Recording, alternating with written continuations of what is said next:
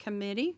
I would like to welcome our committee members, Louis Alford, Mylan Blake, Tim Mason isn't here today, Bill Winters, and also Chairman Cry and Tommy Ledford. So our minutes say that we met the last time on May the 11th, 2022. If you remember, we also met in October and toured the Pie Center, but we did not have any official business, so we did not have any minutes from that meeting in October. So if you'll take a minute and look at the minutes, and then if I could get a motion to approve the minutes, we'll move forward.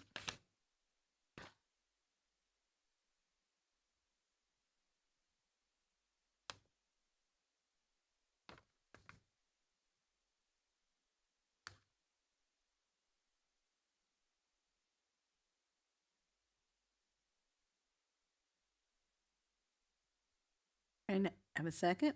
All those in favor? Aye. Thank you. So we'll move on to our agenda items. And first on our agenda is item A, which is the third grade literacy policy. So Dr. Cash.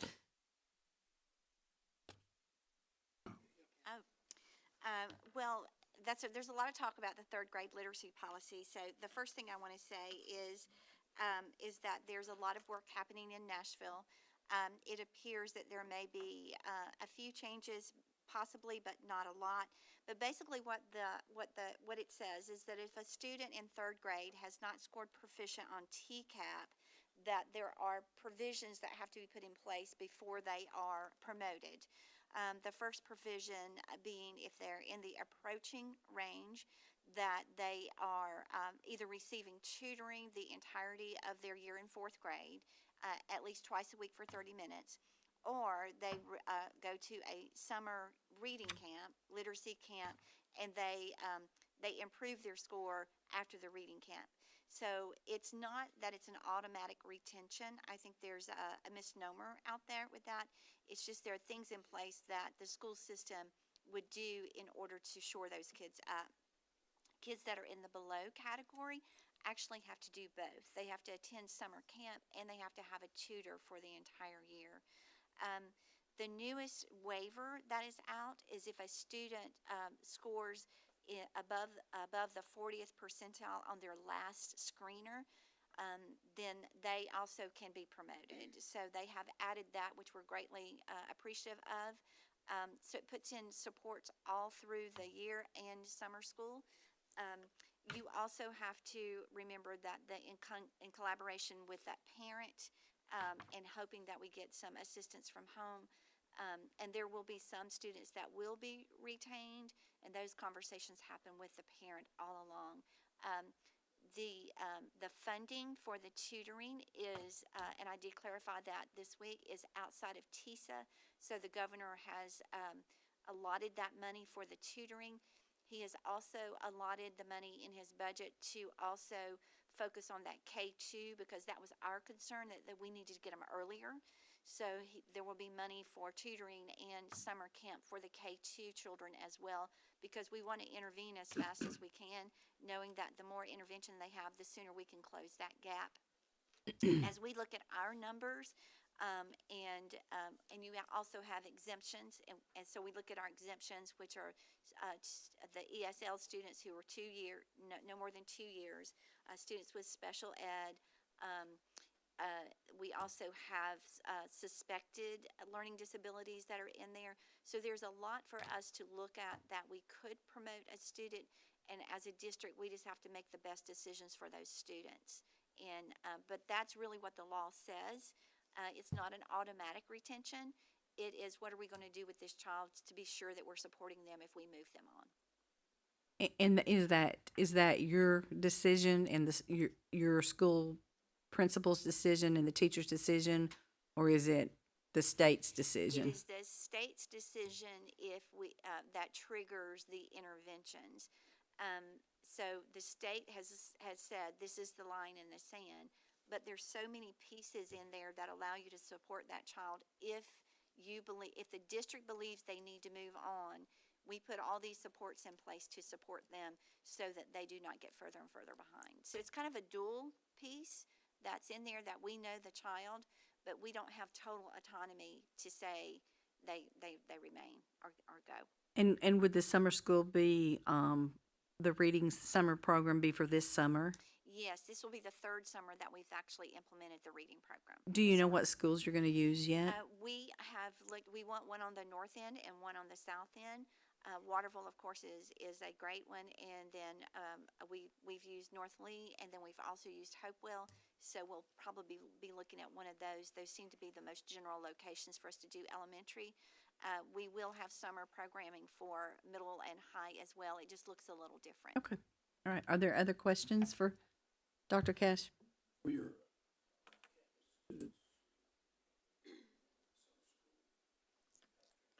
Yes, the governor has also put transportation funds in there to transport, because that was one of the pieces we said, if we don't have transportation, there are too many families that don't have that, and we can't get them there. Okay. Are there other questions? Commissioner Alford? Yes, a couple of things. Where's your tutors gonna come from? Well, we have tutors in place right now, so there are multiple layers of tutoring. We are actually using current teachers because they're paid above their pay. They're paid for the tutors. We have a lot that took us up on that, but you can also use community tutors if they're trained, and so that would be, I think, the Boys and Girls Club is going to be a part of that, as well as a possibility with the YMCA. But most of it is with our own teachers. Is the program, if a parent doesn't want a third grader per se involved in your tutoring program, is there any fallback for them? No, sir. If they do not, if they were not proficient and they did not fall in that 40 percentile, they would have to be retained if they did not accept the tutoring. You're welcome. Any other questions? one other. Sure. Have parents pretty much understood that this is not everybody, all third graders that are there will fail? That's pretty good. They're We pretty are well up current- to speed. We are currently having those parent meetings, and we have brochures for our parents. We have all the information that they will receive, because I think there's a lot of information out there that is being misinterpreted. But at the same time, I will say, and I've been very vocal about it, that I believe that decision needs to be a local decision with teacher input and knowing who the child is and what their background is. But we also appreciate those supports in place so we can support those kids. Okay. All right. Thank you, Dr. Cash. You're welcome. Item B, Pie Center update. And I'd like for us to talk about the completion, rental occupancy, and the student enrollment. So, Madam Chair, if we could recognize Kyle Of Page, course. please. Kyle? Thank you. It's been a while since we've been here, so it's exciting to start seeing things coming to fruition. The support of the leadership of this community has just been an awesome blessing. So we have a few photos regarding kind of completion of PIE, so you can begin to see how those look. Remember the purpose for the community. We want to get the high school programming in an off-site location with business, industry, community to provide all the learning opportunities and really begin to get those junior and senior level students as well as adults that companies are bringing in there now. Job training, real work application, stuff that they can walk out the door with and attain and keep and retain job opportunities. So I like to always keep the purpose at the forefront as we launch into. Ms. Moultrie? So that's some of the finished space. To your left, you see the main entry of the PIE Center. I think many of you have been there. Recognition of our founding fathers of our community, and then transitioning into the future of training. To your right, you see the Chem Tech Lab that is now being utilized by both our high schoolers as well as Cleveland State programming and dual enrollment programming. Those are going on as we speak in that location today. Main entryways and different just completion project finishings. So to get to the conversation points, Ms. Slater, that you had, occupancy, we're about 95% occupied now. We have 8 spaces left that still are remaining vacant. That is of 274,000 square feet. The remaining occupancy total comes to about 12,000 square feet in total out of the 274. So those are 8 spaces divided up in smaller business-type slots, but they are beginning to take note. I'll also say that there's some other build-outs that have just kicked off. Just Love Coffee has now started their build-out on the corner. Southern Heritage Bank is wrapping up their build-out, and I think they have a grand opening scheduled for, I don't want to misquote this because I'm not them, but just talking to their contractor on site, and I think mid-March to early April, they're looking for their grand opening to happen. Mint Condition has completed their build-out. Center for Sports Medicine, obviously, has finished their build-out. School system areas have finished our build-out pretty much. We've got punch list things that we're still handling on site, but we're beginning to bring it in for a landing, if that makes sense. So I think that's the end slide for, we've got a couple more. That's the Pie on the Go STEM bus, and that was through a grant that was written. You're beginning to see that come alive, and through Dr. Cash's work with the team, with Arlette and Brittany, really beginning to get this bus out into our elementary schools so that they can get exposure. It's kind of an in-house field trip, really getting exposure to the Pie Center, to the different career tracks that are there, and the different opportunities that are there. Next slide. Welding program is up and running. The awesome S&K Foods announcement. We had welders working in the background in classes as that announcement was made. It's going very well, and enrollment is moving forward with there as well. And I'll talk to the enrollment numbers here shortly. You see, you're fine. Also the health sciences, as well as the AVL studio.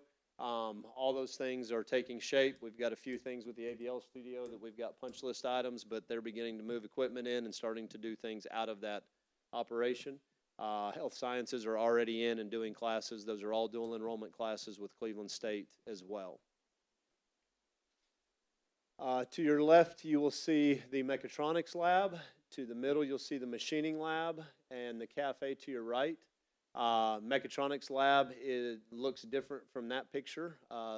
We've been moving in a lot of equipment, actually unloaded CMM machine yesterday, and those things are getting operational. Machining lab is pretty much operational. We're finishing up some electrical work that had to be completed for a few machines, but that stuff is beginning to come in for a landing. And then cafe is already open for business. So those things are all coming to operation daily. Students are already enrolled in those programs. So to get to enrollment, you see the programs that are currently at PI and more to come. Welding, machining, advanced mechatronics, chemical technicians, advanced health sciences, pre-nursing, visual production internships, mechanical, electrical, plumbing, HVAC, medium heavy truck technology, heavy equipment internship, work-based learning in all kinds of areas. Right now, the enrollment numbers are 393, I believe, is what I received from Brittany yesterday, or 2 days earlier. With that said, some of those students are doubled because they're in 2 programs, but that is right now what we're receiving on that site. That includes the Goal Academy enrollment. We see that enrollment continuing to grow. PNC is just now finishing their wrap up with their warehousing operation, 29,000 square feet.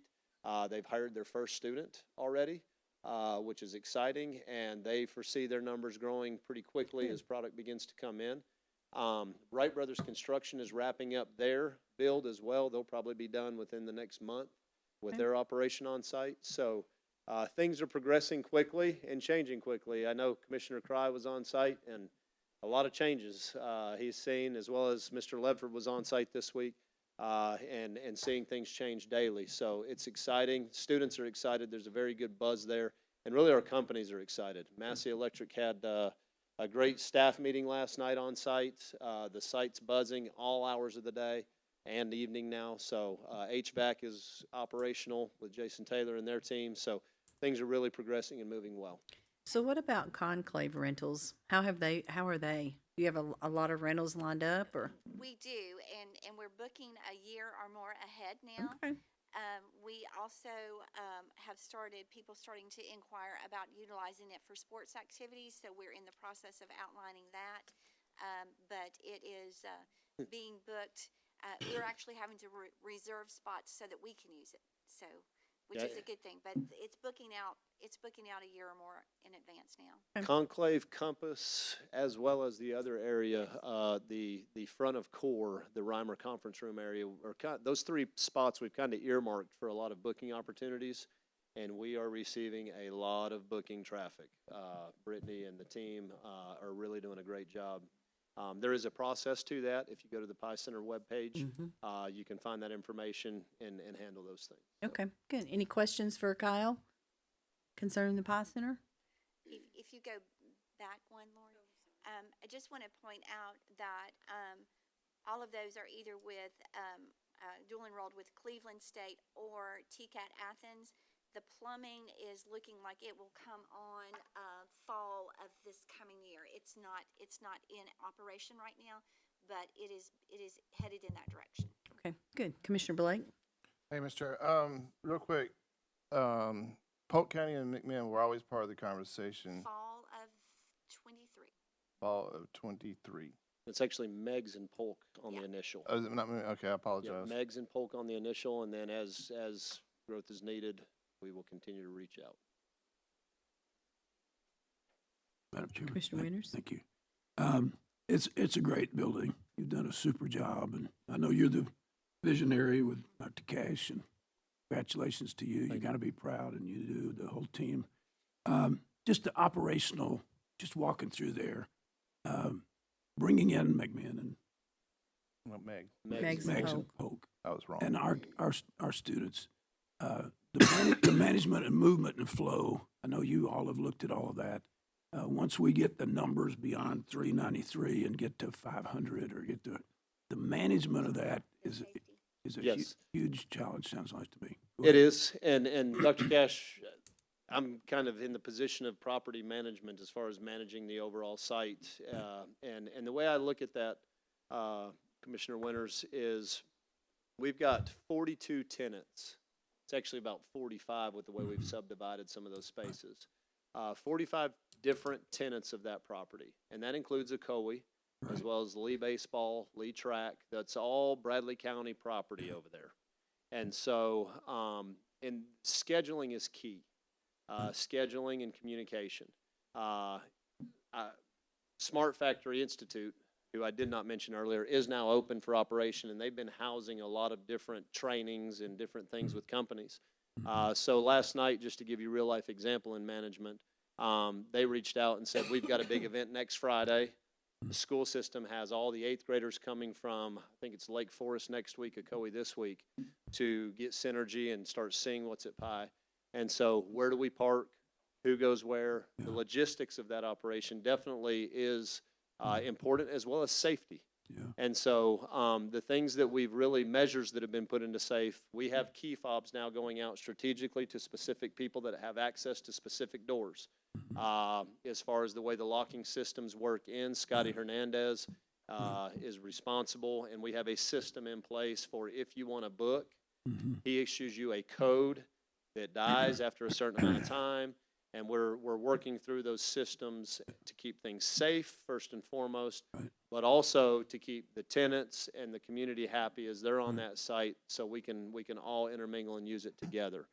So I'm kind of working with that with Brittany, with Sabrina, with Joanne Gott, who's on site as an employee with the school system, with our SRO, who's involved in that for Alerted, is in the sheriff's office, who has had a great relationship to make sure that we have things managed appropriately on site. Sure.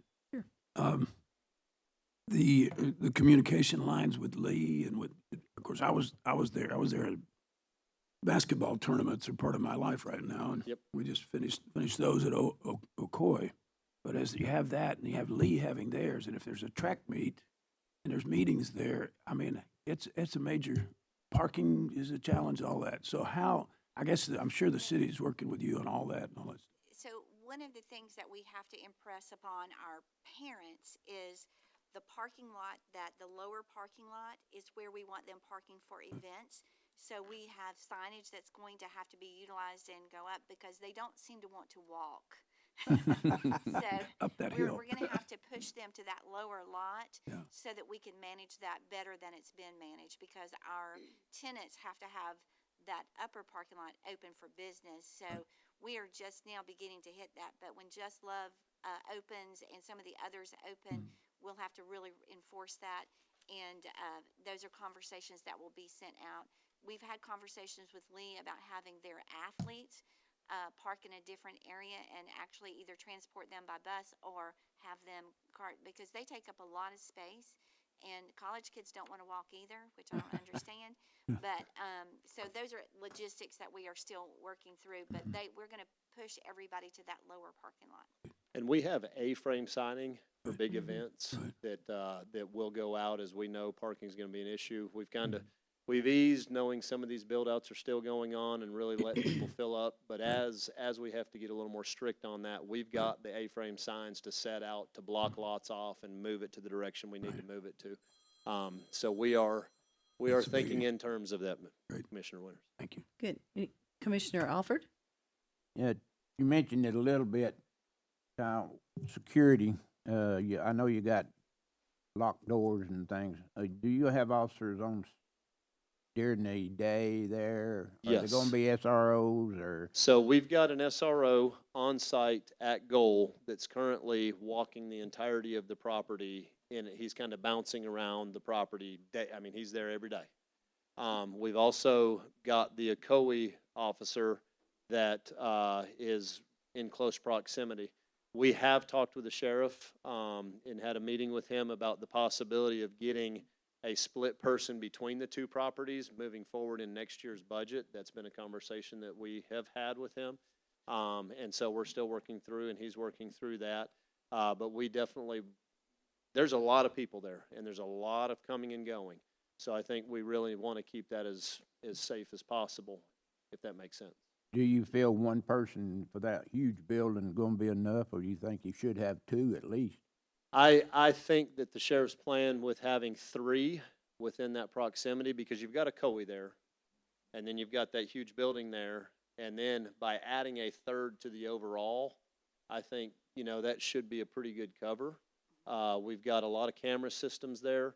So as far as pie goes, you can see everything camera-wise as you're maneuvering and things. I think that 3 should be good. That's what we've asked for, but that's, in conversations with him. But I would also divert that to him and what he feels is. Mr. Alford, we have requested another SRO for that area. And with the understanding that if there was a need at Ocoee, that officer would be shared if there's something at another event. But I do believe your target is right. It's a huge building, and it needs a second SRO. And these are high school students. Plus, you've got adults on the building and grounds too. Yeah, I definitely feel you need at least 2, and if you know things as well as I do, things happen immediately. Yes. Yep. So you don't have time for the guy from Ocoee to get No, down sir. there to do anything. No, sir. That's why I think you got to have at least 2. It's a big building, and it's full. It will be full. It's heavy traffic now, but it will be full, and so our request would be for an extra SRO officer there. Okay, thank you. And Dr. Cash, maybe the chair of the Law Enforcement Committee could help you with that. Maybe.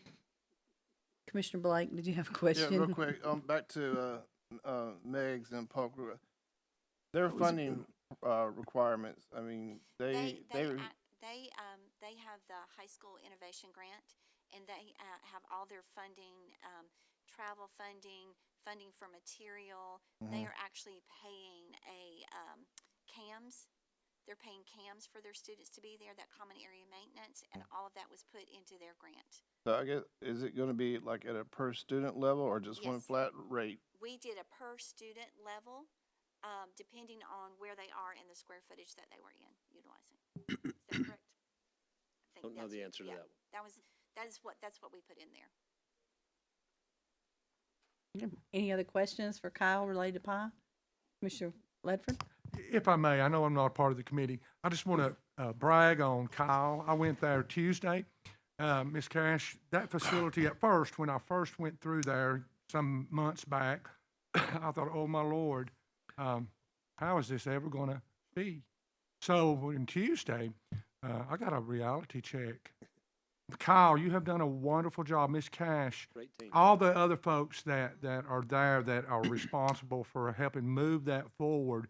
I was very skeptical. I'm not skeptical anymore. I'm fully supportive of this Pie Center because I think it's going to be a great asset to Bradley County and surrounding areas that will bring in Athens and Polk County, especially Polk County, and those folks for training, for industrial jobs that I'm a county boy. I was born in this county, born over in the old field, which now they call City Fields. Went to Blythe Avenue School, city school system from kindergarten to sixth grade at the old Blythe Avenue School. So I know after all that schooling, you're not interested in going to college. I wasn't. I started work at the hospital in 1979. I'm still there today. But that will give the incentive for the older folks, maybe even real older folks, 50s and 60s, that say, hey, I'm fixing to retire. I put in all this time. I just want to do something. I want to weld. I want to do whatever. So this just opens the door. Yes, sir. Me and Kyle talked about, as I went to high school at Cleveland, I went 2 years at Cleveland, and we had industrial arts, Mr. Shaw, Mr. Allen, those guys. There's my brother. Cannot believe it. Okay. Anyway, Mr. Shaw, Mr. Allen was industrial arts there. My brother went to Cleveland High School also. He went there in, I think he graduated in 79. And he was, I don't think he went to any industrial arts, but he did go to school afterwards. He went to Cleveland State, got him an associate's degree, and went on. He's been at Cleveland Utilities. I think he's fixing to retire soon, pretty soon. He's wearing out. He's had to have total knee surgery done, and so he's kind of slow and decrepit, but he's still my brother. And but anyway, I just appreciate everything that the Pie Center means to Bradley County. I think, like the governor said, that's going to be a great model for the United States. So that's great. And Sean, Kyle, I just thank you one more time for everything you've done, Miss Thank Cash, you. for everything you've done. Thank y'all. Yeah, and just a quick follow-up to Mr. Ledford, with having faith, I want to say that our school board, as well as this county commission, had a lot of faith in us and backed us when times were rough and people had doubts. So we also appreciate them because that was, without that support, we wouldn't be here today. Right. Commissioner Winters, I think I had one more question. Sorry to keep hammering a few of these. We've established a pathway for paramedics here, where we've found people that are working within our department, want to move forward, and been able to work with Cleveland State on that. As we've looked at that, there's a growing need for EMS. There's a growing need in fire, obviously law. Is there a way to look at building a spot at Pi where these entities students could see the fire truck? I know you do great work in the county getting the fire trucks to the buildings and all that. Yeah. But if you use Pi where they're with the medical world, and I know that's not today, but at a point in time to look at how pathways, because we need all those people. We need people in medical. We need all. There may be some outside the box ways of looking at utilization of space. With the diesel mechanics bay that we have there, that's a very large opening. Possibly getting some of the trucks and exposure in there. And maybe some summer off hours or some other times when diesel mechanics training is not going on. Obviously, the nursing facility that's in there as well is going to get exposure to some of that health industry. So I think there's some creative ways that we could work together with our departments within the county, with Sean and Troy and all those guys. Right. I think there's some creative ways that we could get together to really highlight some of those opportunities. Okay, thank you. Item C, Bradley Central Science Wing update. So, here's where we are currently. You will see the overall aerial of the existing Bradley Central High School. Those are the black roofs.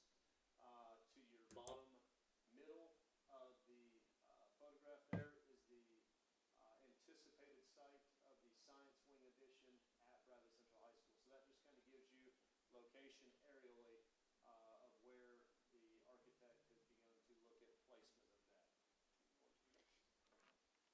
We've gotten deep into the layout, into some of the schematic design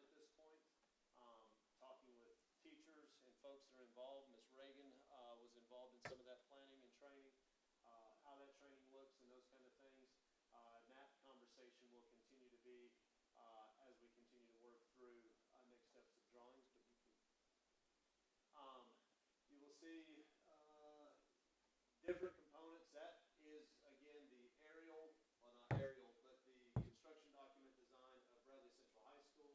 And then in the yellow to your right would be the science wing location as far as the overall construction documents. Yeah, and you can see the connection, to the existing building from that blue to the yellow. There's the connection.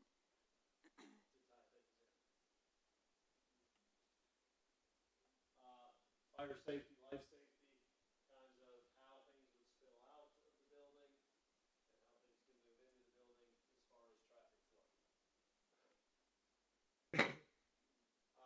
These are beginning to actually label classrooms. So you've got classrooms, lab, shared area, classroom on the bottom, restroom storage, classroom lab, classroom lab, classroom lab, and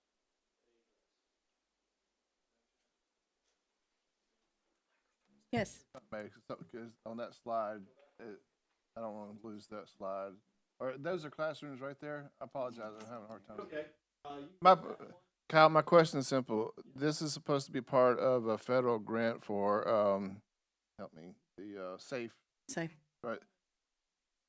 Where's that at gonna be in here? Am not sure. I think they have to be internal, but with the grant, it is, it has to have all those reinforced walls and all of that. So when the architect was working, he has designed where those go. And Josh, you may remember, I know he told us, I'm just not 100% sure which one of those are labeled. Is it that, I think it's out to it's gonna be more internal than external.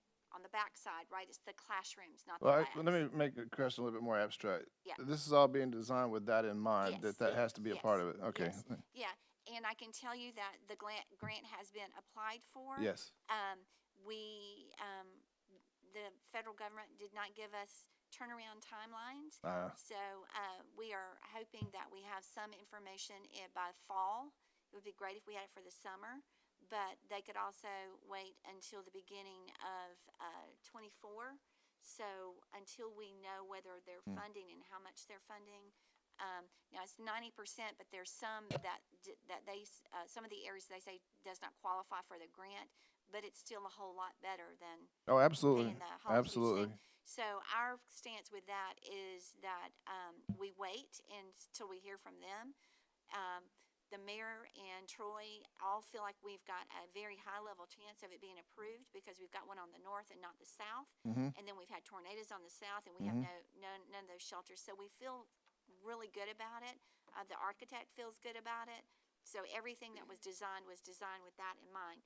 He won't get into the construction documents though until we get that grant, because if we don't get the grant, we would not build the thickness and everything of the walls, which would drive the price down a little bit. Is it fair to say that even if the feds don't do their award till January or the spring, hopefully it doesn't go that far, we're still ahead of schedule of what we Yes. originally wanted, Yes. right? Yes, because we went ahead and did the drawing, so we're in a much better place than we Thank were. Okay. Any other questions related to, Kyle, do you have some more to show or? There's a couple more slides. Okay. I also want you guys to understand other things that have already gone on. There's already been some due diligence on site, so the topo has already been done, which has assisted in all this. We've also already done borings for that location, so borings are out of the way, topo's out of the way, and Cope, the architect, really has got what he needs until we know where additional monies are coming from.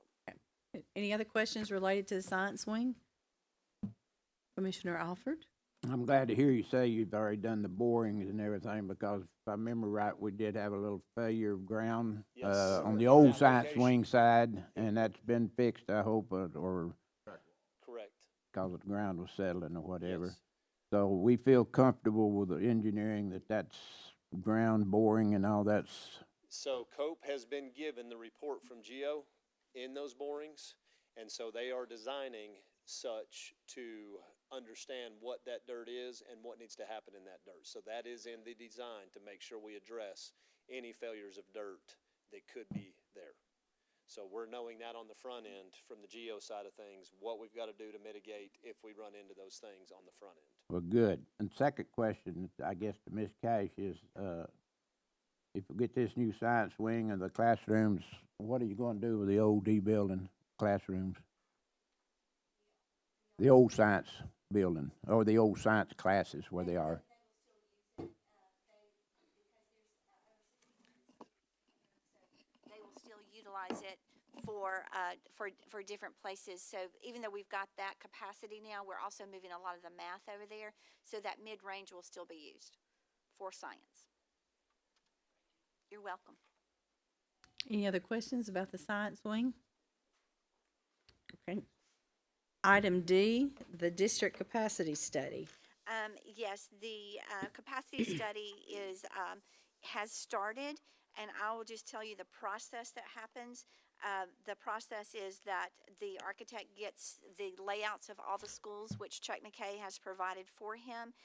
He begins to then contact all the principals to go and look at programming to see what they're using it for on site, what the programmer requires, and then once he has met with all of them, he will give the school board and the commission a report on where you can expand and what you can expand.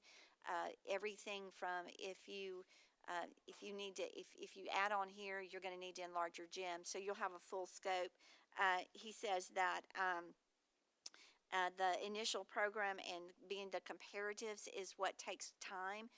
Finding out what's actually in the schools currently and what those classrooms are used for. It's not just necessarily the number of classrooms, it's what they're being used for that he has to account for, because even though it may say you've got 6, but if one of them is used for interventions and instruction, it's being utilized, so it's not really an open classroom. So he'll do that whole comparative study, and it is in process now. I know that he's already been to Black Fox and started contacting principals to do that walkthrough and that work. And I also think he will reach out to both the planning commissions to find out where the growth is, where are we seeing it, what's planned. And I think the plan is, once we have that information, we will reconvene the ad hoc population committee to look at what some options we might need to recommend. Yes. Okay. Any questions related to the district capacity study that's begun? Okay. Item 5, other business. Anyone have any other business they'd like to discuss related to education or the school system?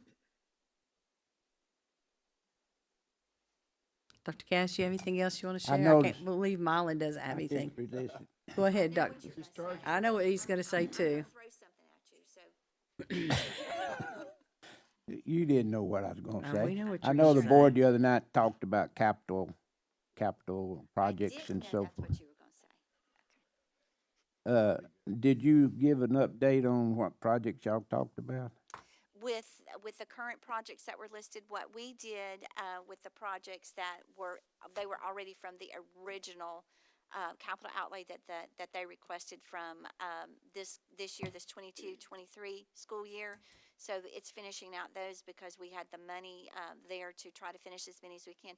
They are now doing their current ones for the 23-24. They're working on those now. So. Do you have any idea how many of those might be available? For the next year, Mm-hmm. they have not turned those in yet.